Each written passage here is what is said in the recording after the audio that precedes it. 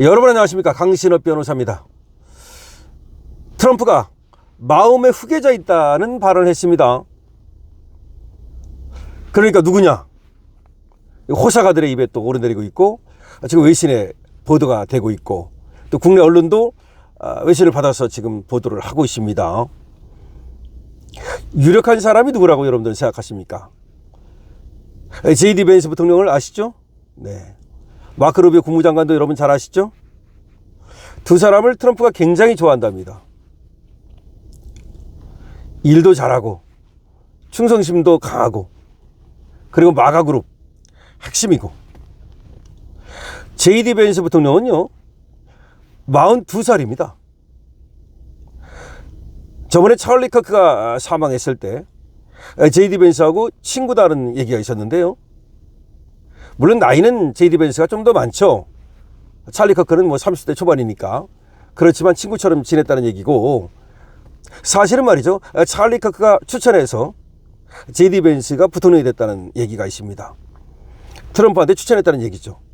그만큼 그 당시 찰리 커크에 엄청난 영향력이 있었던 겁니다.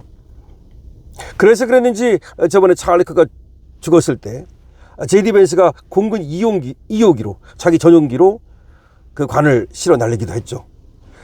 공군 1호기는 대통령 전용기, 공군 2호기는 부통령 전용기입니다. 왜 전용기가 이렇게 따로따로 있을까요? 대통령과 부통령은 절대로 한 비행기에 타지 않습니다. 절대로, 네버. 이거는 철칙입니다. 대통령 옆에는 국무장관이 항상 따라다니죠. 마크 루비오. 우리 에이펙 그때도 국무장관이 따라왔죠. 그래서 공군 1호기는 대통령, 공군 2호기는 부통령인데 절대로 같은 차를 타지 않고 같은 비행기를 타지 않습니다. 그 이유는 뭐 여러분 잘 아실 겁니다.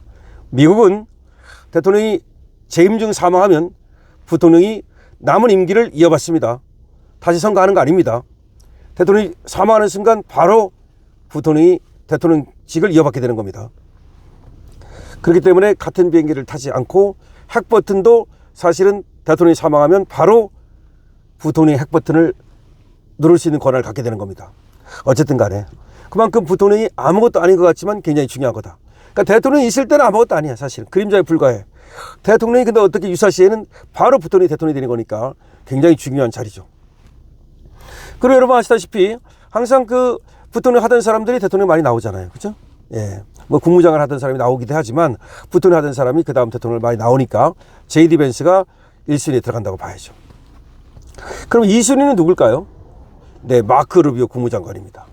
지금 마크 루비오 국무장관이 말이죠, 트럼프한테 쏙 마음에 들었다래요. 그래서 마크 루비오가 백악관에서 거주한답니다. 자기 집에서 이렇게 왔다 갔다 하는 게 아니라 그냥 거기서 살다시피 하면서 일을 한다는 거야. 그래서 트럼프가 부르면 바로 그냥 뭐 3분 안에 도착하는, 뭐 1분 안에 도착하는 그런 거라는 거죠. 더군다나 충성심이 굉장히 강합니다. 마크 루비오도. 사실 한때는 말이죠, 트럼프를 갖다가 옛날에 트럼프 대통령이 되기 전에 그때는 사기꾼이라고 이렇게 욕을 하기도 했는데, 이제 트럼프의 집권이 된 이후로는 상당히 충성심이 강하고요. 자, 마크 루비오는 55살입니다. 그러니까 아직 나이로 보면 뭐 두 사람 다 다음도 기회가 있고 다다음도 기회가 있다고 봐야 되죠. 근데 트럼프가 마음속에 후계자 있다라는 얘기를 왜 했을까요? 어떤 사람들은 말이죠, 트럼프가 이번에 하고 나서 다음번에 또 한 번 할 수 있는 거 아니냐, 그런 얘기들을 합니다. 그러나 미국 헌법상으로는 그건 어렵다고 봐야 됩니다.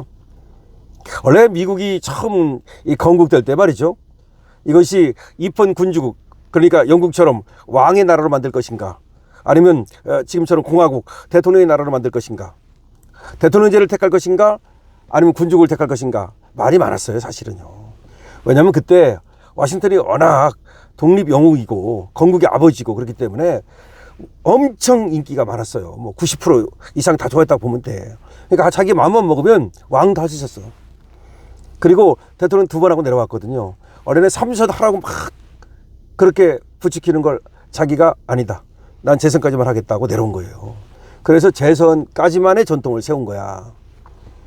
물론 그 이후에 루스벨트가 좀 더 하긴 했어요. 그때 이제 전쟁 기고 특별한 어떤 이유 때문에 그때는 3선을 했는데, 그 이후로는 이제 재선 이상을 안 하는 것이 하나의 지금 원칙으로 자리 잡았어요. 그렇기 때문에 이제 트럼프가 다시 나와가지고 뭐 또 한다. 그리고 나이도 그렇고 그건 뭐 사실 어려울 거예요. 그리고 또 그걸 미국에서 뭐 법을 바꿔가지고 뭐 헌법에 집어넣지 않는 한 그걸 그렇게 용인할 것 같지도 않고 미국 사람들이 계속 하는 거를. 어쨌든 그래서 후계자가 중요한데 지금 벤스 부통령하고 마크 루비오 국무장관하고 이 사람들이 물망에 오르고 있습니다. 자, 지금 말이죠. 이와 관련해서 보도가 되고 있는데요. 트럼프는 이렇게 말했습니다. 벤스 부통령하고 마크 루비오 국무장관을 가리키면서 두 사람이 팀을 이룬다면 민주당이 우리를 이기기 어려울 것이다. 두 사람이 팀을 이룬다면 무슨 말이야? 한 사람 대통령, 한 사람 부통령 나가면 될 거 아니야. 러닝메이트로. 도널드 트럼프 대통령은 이달 초에 NBC 인터뷰를 가졌는데요. NBC, 미국의 NBC, JD 벤스 부통령과 마크 루비오 국무장관을 2028년 차기 대선 공화당의 잠재 후보로 거론했습니다. 트럼프는 벤스를 아마도 유력 후보라고 부르면서도 두 사람을 환상의 조합이라고 부르면서 루비오 역시 지켜세웠습니다. 워싱턴 정가에서는 차기 대통령을 한 두 사람의 경쟁이 이미 시작됐다는 평가도 나오고 있습니다. 두 사람. 사석에서 두 사람을 애들, 키즈라고 트럼프는 부르는데요. 너희들 중 누가 대선 후보가 될 거야? 라고 평소 떠본답니다.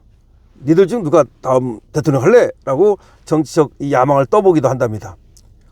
또 백악관 안팎에서는 트럼프가 자신이 출연해서 유명해졌던, 원래 트럼프가 옛날에 방송에서 그 사회자 했잖아요. 앵커 했잖아요. 그때 남겼던 유명한 말이 You are fired. 넌 해고야. 라는 말을 그때 유행시켰는데 그런 리얼리티 쇼를 했었지 않습니까? 그거를 갖다가 이제 하나 재현하는 거 아니냐. 그러니까 말하자면 경쟁을 시키는 거. 그러니까 트럼프가 했던 그 쇼가 뭐냐면 그게 어프렌티스라고 그래가지고서 리얼리티 쇼예요. 그래갖고 누구는 올리고 누구는 탈락시키고 그런 어떤 경쟁 쇼였거든요.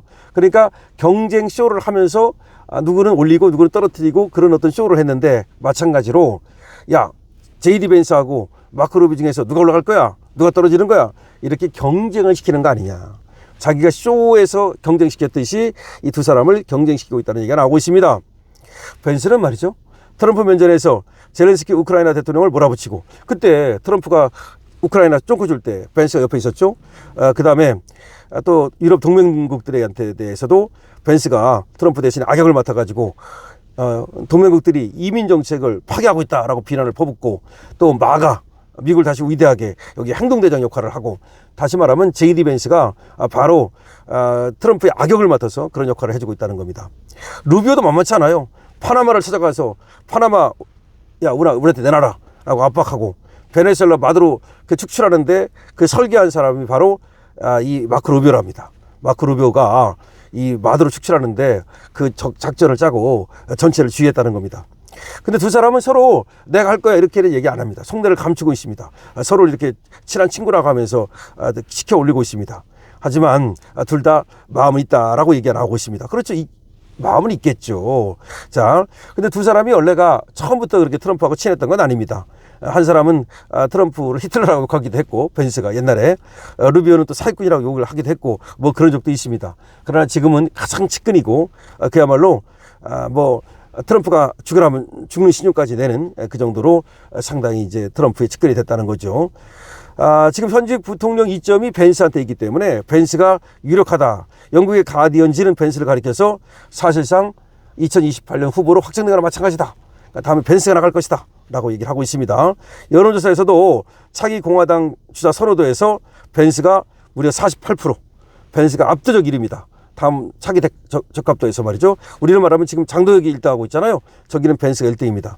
루비오는 9%밖에 안 돼요. 그러니까 많이 차이가 있습니다. 그러니까 벤스가 유력하다고 보면 되는데 그렇지만 루비오도 지금 헨리 키신저 이후에 국무장관과 국가안보보좌관을 다 겸임하고 있는 사람이 마크 루비오입니다. 그러니까 헨리 키신저가 국무장관 겸 국가안보보좌관이었거든요. 그런데 다른 사람들은 다 하나씩 나눠서 했죠. 헨리 키신저가 그만큼 막강했다는 말이죠. 근데 마크 루비오가 그만큼 막강합니다.